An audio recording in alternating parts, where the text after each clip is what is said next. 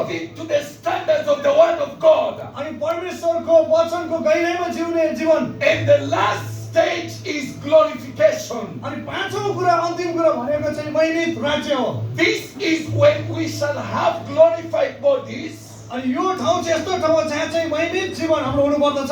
We live with Christ forever, हामी येशू ख्रीष्टसँग सधैँको लागि जिउँछौँ। with unending fellowship and love with God in heaven. यो चाहिँ कहिले पनि नाश नहुने अन्त्य नहुने परमेश्वर पितासँगको संगति हो। So these 5 stages are important, यो पाँचवटा कुरा एकदमै महत्त्वपूर्ण कुरा हो। but they are not important until you understand the basics. तर जबसम्म तपाईले यसको साधारण कुरा To the first stage, अनि पहिलो कुरामा हामी परमेश्वरलाई अगुवाई गर्न दिनुपर्दछ। and probably I shall dwell there until we finish.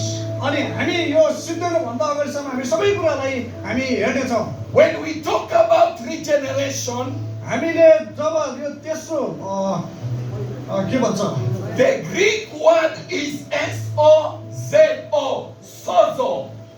ग्रीकमा चाहिँ जेनेरेसनलाई होइन नेपालीमा जेनेरेसन पुस्तालाई चाहिँ नेपालीमा सोझो And sozo from the Greek, it means redemption. अनि यो सोझो भन्ने जुन कुरा हिब्रू ग्रीकमा छ त्यसलाई उठा गरेर हेर्दा गर्दाखेरि चाहिँ It means deliverance. त्यहाँ चाहिँ छुटकाराको कुराहरू छ। It means salvation. यो भनेको चाहिँ मुक्ति हो। When the children of Israel were to be released out of Egypt, जब इजरायलको मानिसहरू इजिप्टबाट निस्किन God चाहे sends Moses and he tells them, let my children go.